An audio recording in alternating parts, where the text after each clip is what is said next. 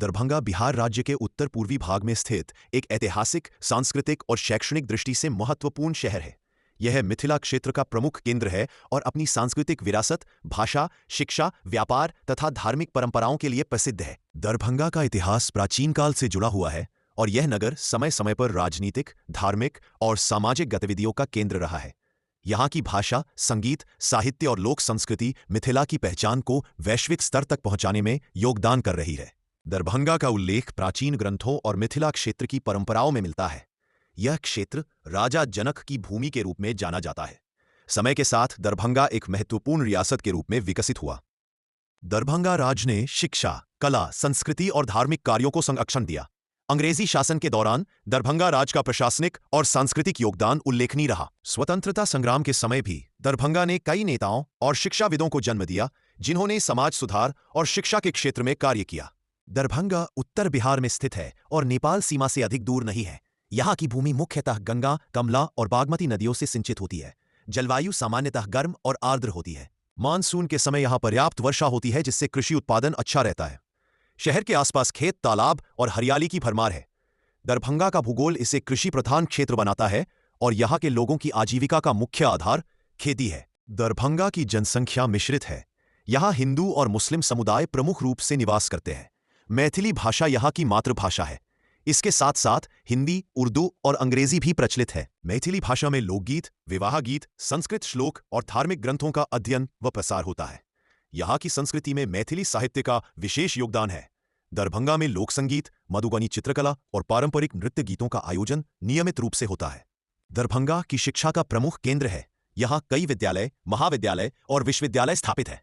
दरभंगा में ललित नारायण मिथिला विश्वविद्यालय, ललित नारायण मिथिला यूनिवर्सिटी विशेष रूप से प्रसिद्ध है। यह विश्वविद्यालय उच्च शिक्षा, शोध और प्रतियोगी परीक्षाओं की तैयारी में छात्रों के लिए सहायक है। इसके अलावा तकनीकी संस्थान, मेडिकल कॉलेज और अन्य प्रशिक्षण केंद्र भी यहाँ उपलब्ध है। आधुनिक शिक्षा के साथ साथ धार्मिक शिक्षा और पारंपरिक ज्ञान का भी यहाँ समावेश है। दरभंगा में कई मंदिर, मस्जिद और ऐतिहासिक स्थल है। यहाँ शिव मंदिर, काली मंदिर, महादेव मंदिर और अन्य धार्मिक स्थल धार्मिक आस्था का केंद्र है। दुर्गा पूजा, छठ पूजा, रामनवमी, ईद और अन्य त्योहार पूरे उत्साह के साथ मनाए जाते हैं। मिथिला की परंपराओं जैसे विवाह संस्कार, लोकगीत, लोक नृत्य यहाँ की संस्कृति का अभिन्न हिस्सा है। यहाँ की मधुबनी चित्रकला विश्व प्रसिद्ध है, जिसमें प्राकृतिक रंगों और परंपरागत डिजाइनों से सुंदर चित्र बनाए जाते हैं। दरभंगा की अर्थव्यवस्था मुख्यतः कृषि पर आधारित है। यहाँ धान, गेहूं, मक्का, मखाना, सब्जी और फल की अच्छी पैदावार होती है।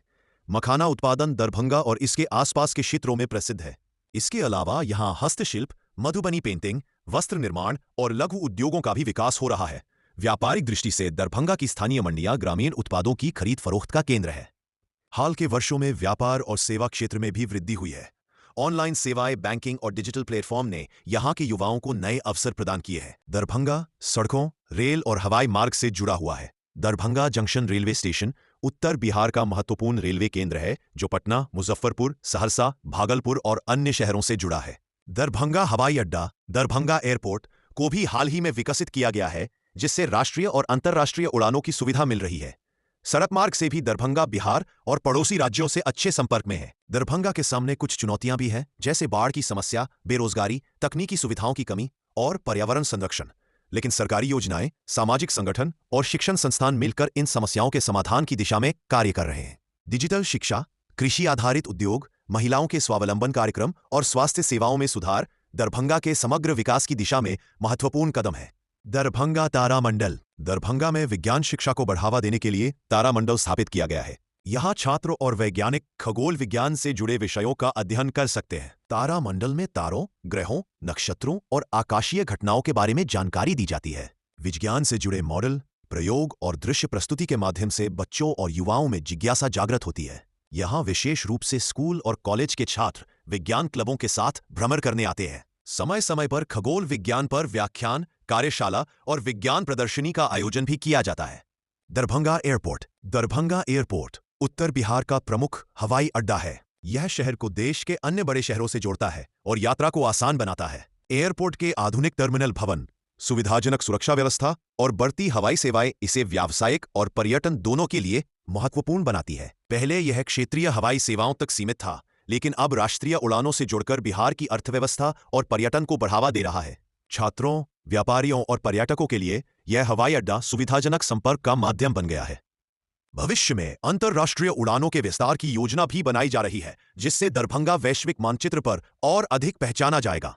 दरभंगा म्यूजियम। दरभंगा म्यूजियम शहर की ऐतिहासिक और सांस्कृतिक धरोहर को संजोने का प्रयास है।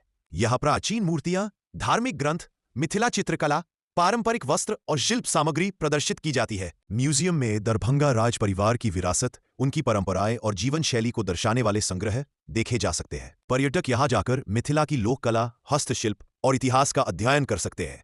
बच्चों के लिए विशेष प्रदर्शनियां और शैक्षणिक भ्रमण आयोजित किए जाते हैं ताकि वे अपनी सांस्कृतिक पहचान को समझ सकें। म्यूजियम का उद्देश्य केवल अतीत को दिखाना नहीं है, बल्कि आने वाली पीढ़ियों को अपनी जड़ों से जोड़ना भी है। दरभंगा एक ऐसा शहर है जो इतिहास, संस्कृति, शिक्षा और व्यापार में अपनी अलग पहचान रखता है।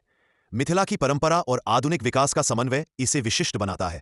यहाँ की भाषा, कला, त्योहार और शिक्षा की समृद्ध परंपरा दरभंगा को एक प्रेरणादायक नगर बनाती है। चुनौतियों के बावजूद यहाँ के लोग अपने प्रयासों से शिक्षा, सामाजिक विकास और आर्थिक प्रगति की ओर बढ़ रहे हैं। आने वाले समय में दरभंगा एक आधुनिक, शिक्षित और सांस्कृतिक रूप से समृद्ध शहर के रूप में देश में अपनी पहचान और मजबूत करेगा। तो चलिए मिलते हैं एक नई मोटिवेशनल वीडियो के साथ अगले वीडियो में। तब तक के लिए आप इस यूएफ अंसारी चैनल को फॉलो कर दें। यूट्यूब पर देख रहे हैं तो सब्सक्राइब कर दें, लाइक, शेयर, कमेंट करना ना भूलें।